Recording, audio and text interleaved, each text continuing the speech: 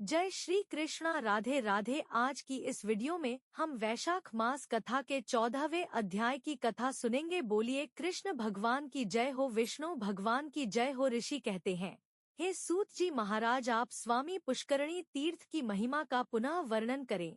तब सूत जी ने कहा, हे ऋषियों सुनो, जो लोग स्वामी तीर्थ में स्नान करते हैं उनका नरक से रक्षण होता है, अर्थात वे धन, संतान और स्त्रियों का अपहरण करने वाले हैं।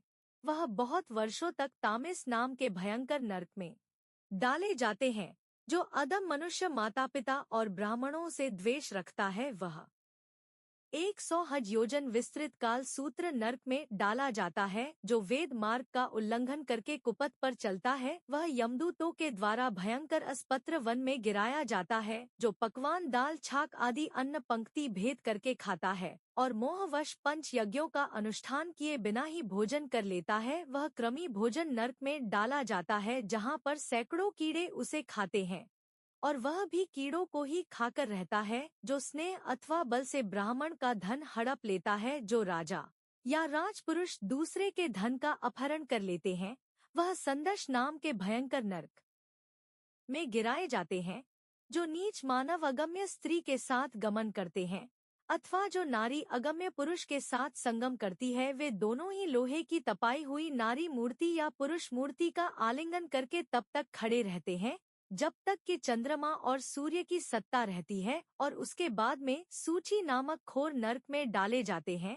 जो मनुष्य अनेक प्रयत्नों और उपद्रव से सब प्राणियों को सताता है वह बहुत से कांटों वाले शालमण नरक में गिराया जाता है। जो राजा या राजा का नौकर पाखंड मत का अनुयायी होकर धार्मिक मर्यादाओं को तोड़ता है वह वैतरणी नाम के नरक में डाला जाता है। वसली सक से दूषित, सोचाचार नहीं, अशास्त्रीय कर्मों के करने से लज्जित न होने वाला और वेद मार्ग के त्यागी, सदा पशु का सा आचरण करने वाले और पित्त आदि से पूर्ण अत्यंत विभ नरक में गिराते हैं।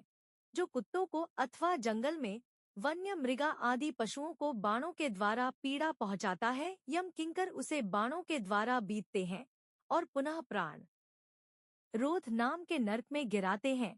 जो पाखंडी मनुष्य यज्ञ में पशुओं की हत्या करता है वह परलोक में वशस नाम के नरक में गिराया जाता है। जो लुटेरों के मार्ग का आश्रय लेकर दूसरों को जहर देता है, गांवों को जला देता है या बनिए के धन का अपहरण करता है, वह भी भयानक नरक में दीर्घ काल के लिए डाल दिया जाता है। यह और जो भी जितने अधिक नरक है उन सब में वह मनुष्य कभी नहीं पड़ता जो स्वामी तीर्थ में स्नान करता है। स्वामी पुष्करणी में एक बार स्नान करने से मनुष्य अश्वम यज्ञ का फल प्राप्त करता है। उसे आत्मज्ञान और 4 प्रकार की साक्षात मुक्ति की प्राप्ति होती है। जो महापातकों और संपूर्ण पातकों से युक्त है वह भी स्वामी तीर्थ में कोताज है। स्वामी तीर्थ के सेवन से मनुष्यों की बुद्धि, लक्ष्मी, कीर्ति, संपत्ति, ज्ञान, धर्म और वैराग्य की वृद्धि होती है और मन की शुद्धि होती है। इस प्रकार अदिति ज्ञान, भोग, मोक्ष और मानसत कामना को प्रदान करने वाले स्वामी तीर्थ के प्रभाव का वर्णन किया गया है, जो मनुष्य के सभी पापों का नाश करने वाला है। यह तथा और भी जितने नरक हैं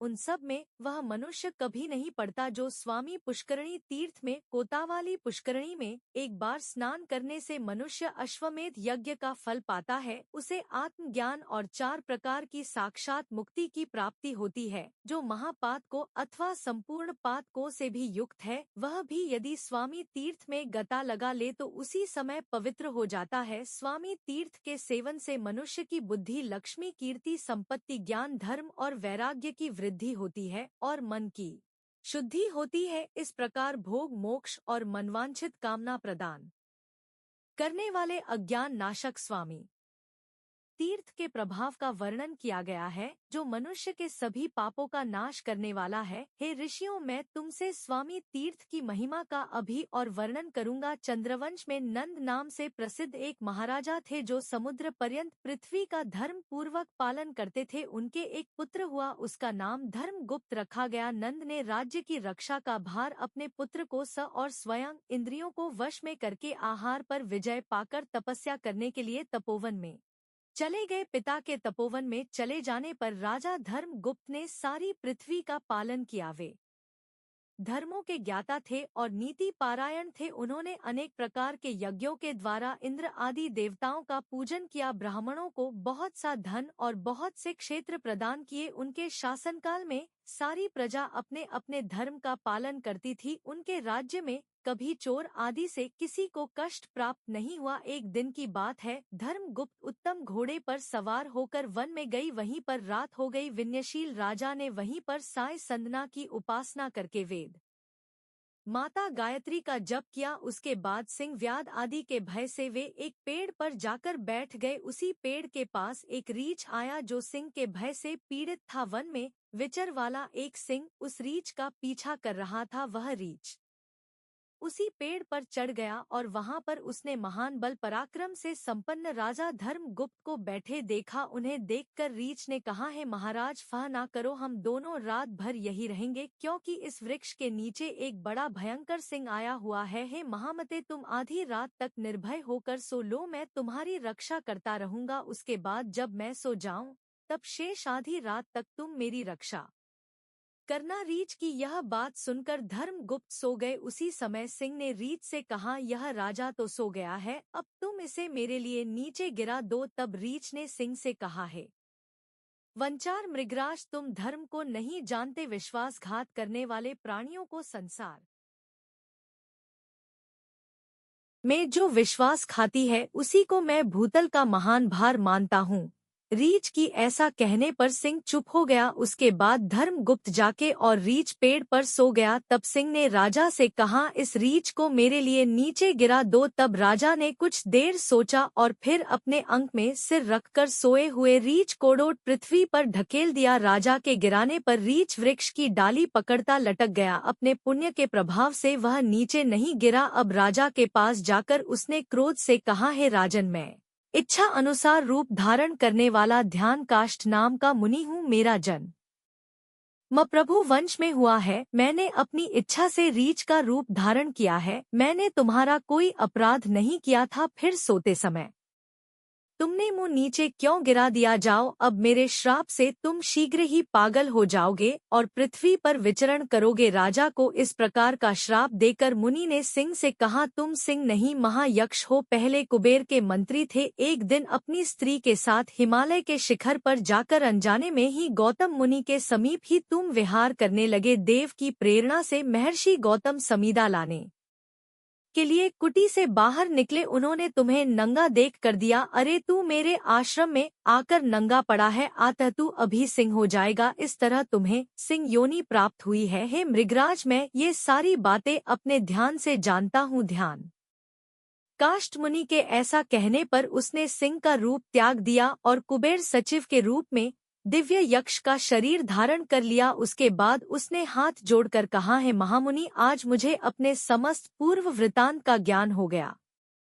गौतम जी ने श्राप देते समय उसके उद्धार का समय भी इस प्रकार बताया था कि जब रीछ रूपधारी ध्यान काष्ठ मुनि के साथ तुम्हारा वार्तालाप होगा तब तुम सिंह देह त्याग करके यक्ष रूप धारण कर लोगे। और ऐसा कहकर वह यक्ष राज मुनिवर ध्यान काष्ठ को प्रणाम करके उत्तम विमान पर बैठा और अलकापुरी कोडोट चला गया। राजा धर्मगुप्त को पागल के रूप में देखकर मंत्री लोग उन्हें नर्मदा के तट पर उनके पिता नंद के पास ले गए और यह बताया कि आपके पुत्र की ब विकृत हो गई है। पुत्र का वृतांत जानकर राजा नंद उसे सहसा ही जय मुनि मुनि के पास ले गए और उनसे इस प्रकार बोले, हे भगवान, मेरा पुत्र इस समय उन्मादग्रस्त हो गया है। हे महामने, इस रोग के निवारण का कोई उपाय बताइए। उनके ऐसा पूछने पर मुनिवर जैमिनी ने दीर्घ काल तक ध्यान करके कहा, हे राजन, तुम्हारा यह पुत्र ध्यान काष्ठ मुनि के श्राप से उन्मत्त हुआ है। इस श्राप से छुटकारा पाने के लिए मैं तुम्हें एक उपाय बताता। स्वर्ण मुखरी नदी के तट पर एक वेंकट नाम से प्रसिद्ध पर्वत है जो सब पापों का हरण करने वाला है और परम पवित्र है। उसके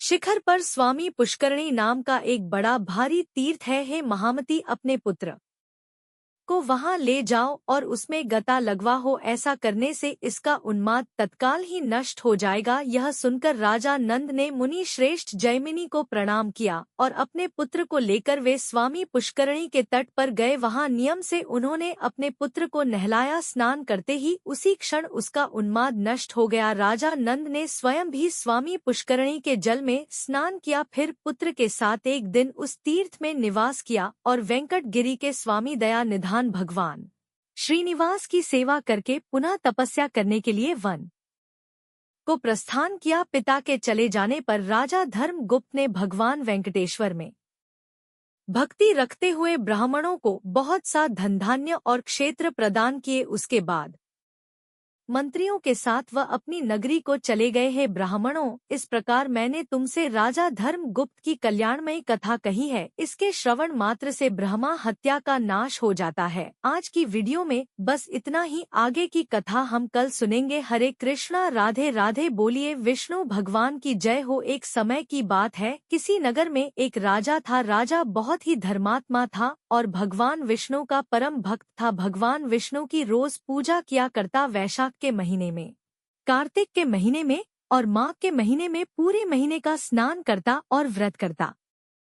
तो एक समय जब वैशाख का महीना आया तो राजा के मन में विचार आया कि मैं तो इस नगर का राजा हूँ और मुझे पूरा अधिकार है कि मैं सबसे पहले गंगा जी में स्नान करूँ। बस उसने सारे नगर में ठंडोरा पिटवा दिया कि सबसे पहले गंगा जी में मैं स्नान करूंगा और बाद में बाकी सब कर लेंगे। यदि कोई पुरुष उससे पहले गंगा जी में स्नान करेगा तो वह उसे अपना आधा राज्य दे देगा और यदि कोई महिला उससे पहले स्नान करेगी तो उससे वह विवाह कर लेगा। बस ऐसा ढंढोरा पूरे राज्य में पिटवा दिया गया। अब राजा ने गंगा जी के घाट पर कड़ा पहरा करवा दिया। पहरेदार सारी रात गंगा जी पर पहरा देते और राजा सुबह सबसे पहले घाट पर आता और स्नान करता। लेकिन राजा जब भी स्नान करने के लिए घाट पर आता तो देखकर हैरान रह जाता। घाट तो पहले से ही गीला है और पानी भी हिलता हुआ है। तो राजा ने घाट पर पहरा और कड़ा कर दिया। पर रोज का यही नियम था, जब भी वह घाट पर आता तो उसे घाट गीला मिलता और पानी हिलता हुआ मिलता। घाट के किनारे एक पेड़ था। उस पेड़ पर एक बंदरिया रहती थी जो रोज सुबह गंगा जी में स्नान करती। अपने पिछले जन्म के कर्मों के कारण उसे बंदरिया का जन्म मिला था, लेकिन उसे अपना पिछला जन्म भी याद था और पिछले जन्म में जो उसने सत्संग किया था वह भी याद था। पिछले जन्म में वह भगवान विष्णु की भक्त थी, वैशाख का स्नान करती थी। तो पिछले जन्म के शुद्ध होने के कारण इस जन्म में भी वह वैशाख का स्नान करती थी। धीरे धीरे रोज स्नान करते करते वैशाख का महीना समाप्त होने को आया। तो एक दिन एक सिपाही ने बंदरिया को स्नान करते हुए निकलते देख लिया तो उसने उसे पकड़ लिया और राजा जब आया तो उसने बताया कि आपके आने से पहले यही यहाँ स्नान करती है। बंदरिया को देखकर राजा को बड़ी हैरानी हुई। तब बंदरिया ने इंसान की भाषा में ने उसे सारी बात बता दी। बंदरिया ने राजा को बताया कि मैं पिछले जन्म में भी हर साल वैशाख का स्नान किया करती थी। मुझे अपने पिछले जन्म की बातें याद हैं, इसीलिए मैं अब भी वैशाख का स्नान कर रही हूँ। अब जैसा कि राजा ने प्रण लिया था, उसने बंदरिया से शादी कर ली। बंदरिया को इस बात का पता था कि यह वैशाख स्नान का ही फल है कि राजा ने उससे विवाह किया और वह रानी बन गई। अब राजा बंदरिया को अपने साथ अपने महल में ले आया। राजा की बहुत सी रानियां पहले से ही थी, वे सभी उस बंदरिया का मजाक बनाती। देवयोग से बंदरिया गर्भवती हो गई। धीरे धीरे 9 महीने का समय बीत गया। बच्चा होने का समय पास आ रहा था। तो एक समय बंदरिया ने राजा से पूछा कि जब बच्चा होने होगा तो मैं आपको कैसे बताऊंगी। तो राजा ने बंदरिया के कमरे में एक घंटी लगवा दी और कहने लगे कि जब तुम्हारे दर्द हो तो तुम यह घंटी बजा देना और मैं तुरंत ही आ जाऊंगा। जब बाकी रानियों ने उस घंटी को देखा तो पूछने लगी, ये घंटी क्यों लगाई है। तो बंदरिया ने सीधे स्वभाव मैं उन्हें सारी बात बता दी। अब रानी हंसने लगी और बोली, जरा बजाकर तो देखो कि राजा जी आते भी है या नहीं। बंदरिया ने घंटी बजा दी। राजा जी तुरंत ही दौड़े दौड़े वहां पर आ गए और पूछने लगे, क्या हुआ, क्या तुम्हें दर्द हो रहा है। तब बंदरिया कहने लगी कि नहीं, मैं तो देख रही थी कि घंटी बजाऊंगी तो आप आएंगे या नहीं। यह सुनकर तो राजा को बहुत गुस्सा आया। उसने गुस्से में घंटी उतरवा कर रखवा दी। एक दिन बंदरिया को सच में दर्द होने लगा तो रानी बोली कि तू आंखों पर पट्टी बांध ले और लेट जा, इससे तुम्हें दर्द कम होगा। वैशाख मास के पुण्य के प्रभाव से बंदरिया ने एक बहुत सुंदर पुत्र को जन्म दिया। उसे देखकर तो सभी रानियां बहुत जल भुन गई, क्योंकि राजा के बहुत सी रानियां तो थी लेकिन उसके किसी भी रानी से कोई संतान नहीं थी। तब वे सभी सोचने लगी कि अब तो यही राजकुमार बनेगा और बंदरिया राजमाता बन जाएगी। तो सभी ने मिलकर एक योजना बनाई कि हम इस बच्चे को ही गायब कर देते हैं।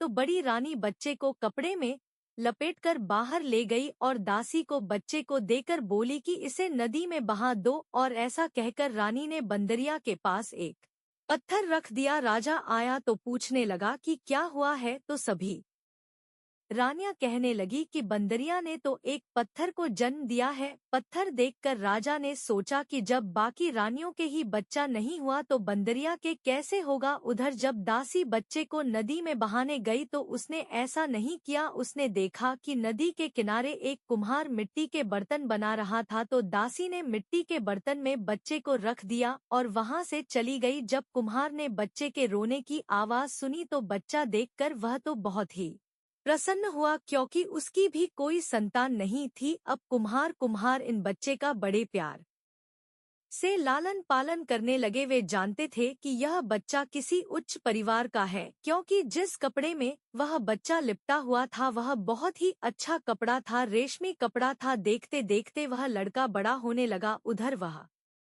बंदरिया बड़ी दुखी रहती थी, क्योंकि उसे तो उम्मीद थी कि मेरे संतान होगी, मेरे बच्चा होगा, मैं उसके साथ खेलूंगी, उसका लालन पालन करूंगी। तो बस वह भगवान से हर साल जब भी वैशाख मास में स्नान करती प्रार्थना करती कि हे भगवान, जब तुमने मुझे गर्भवती किया ही था तो मुझे पत्थर क्यों पैदा किया, बच्चा ही पैदा कर देते, कम से कम मैं उसका लालन पालन तो करती। तो एक दिन जब वह राजकुमार कुएं के पास खेल रहा था तो संयोग से वही दासी उस कुएं के पास गई। उसके साथ उसकी सहेली भी थी। दोनों आपस में बातें करती जा रही थी। बातों ही बातों में उसने बंदरिया के बेटा पैदा होने की सारी बात बता दी और उसने कहा कि रानी ने उसे कहा था कि बेटे को नदी में बहा देना, लेकिन मैंने तो उस बच्चे को कुम्हार के बर्तन में रख दिया। अब लड़के ने सारी बात सुन ली और जाकर कुम्हार को सारी बात बता दी। यह सुनकर कुम्हार ने कहा कि इसका मतलब तुम के बेटे हो और बंदरिया तुम्हारी माता है, लेकिन यदि हम यह बात राजा से कहेंगे तो रानियां यह बातें झूठी साबित कर देंगी। तो वह लड़का बोला कि आप मेरे लिए मिट्टी के हाथी घोड़े बना दो। तो कुम्हार ने उसके लिए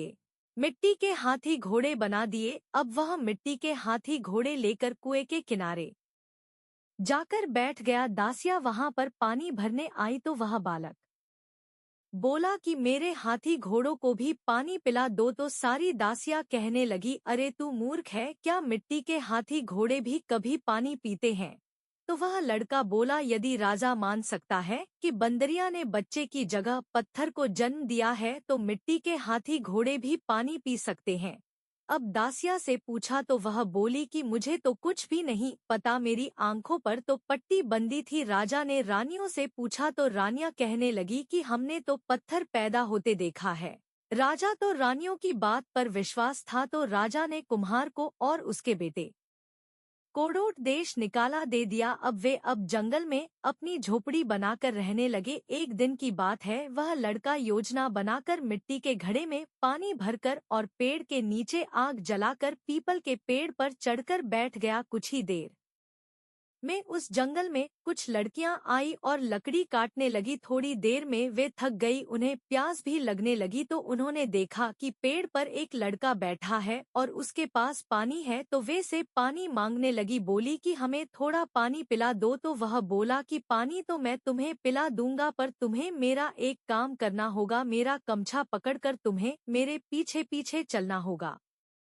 अब उन लड़कियों को तो बहुत जोर से प्यास लग रही थी, तो उन्होंने सोचा कि चलो इस काम को करने के बाद पानी तो मिलेगा। उन्होंने हाँ कर दी, गमछा पकड़कर उसके पीछे पीछे चलने लगी। लड़के ने पीपल की ओर अग्नि के चक्कर लगाना शुरू कर दिया और फिर उन्हें पानी पिला दिया। पानी पीकर सभी लड़की अपने अपने घर चली गई। घर जाकर उन्होंने सारी बातें अपने माता पिता को बताई। सारे लोग इकट्ठे होकर राजमहल में पहुंचे और वहां जाकर उन्होंने राज पुरोहित को सारी बातें बताई। वह पूछने लगे कि पीपल के साथ क्या वहां अग्नि भी थी, तो लड़कियां बोली हाँ अग्नि भी थी। तो राज पुरोहित जी कहने लगे कि इन सब लड़कियों का विवाह तो उस लड़के से हो गया है। अब राजा सभी के साथ उस लड़के से मिलने जंगल में पहुंचा और कहने लगा कि तुमने इन सभी से विवाह की है। तो लड़का कहने लगा हाँ मैंने इन सभी से विवाह किया है। तो राजा कहने लगा अब तुम्हें इन सभी को अपने साथ अपने घर में रखना होगा। तो लड़का कहने लगा मैं तो जंगल में यहाँ वहाँ घूमता फिरता हूँ, मेरे पास तो कोई घर भी नहीं, इन्हें रखूंगा कहाँ। अब राजा ने सोचा कि यह तो विकट समस्या हो गई, तो उसने कहा कि तुम ऐसा करो, तुम हमारे साथ हमारे नगर में चलो, मैं वहीं पर तुम्हारे लिए एक घर बनवा दूंगा जहाँ तुम इनके साथ आराम से रह लेना। अब वह लड़का अपनी सारी पत्नियों के साथ और अपने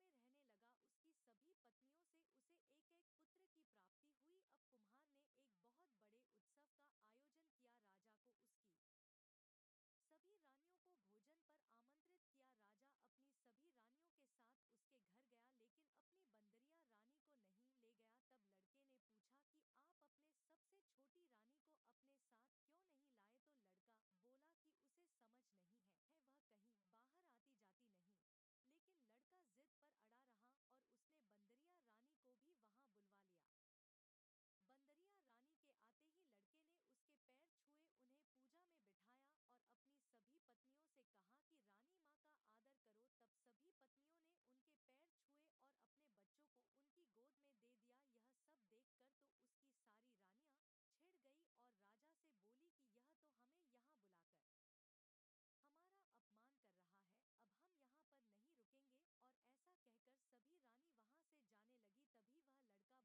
बड़े उत्सव का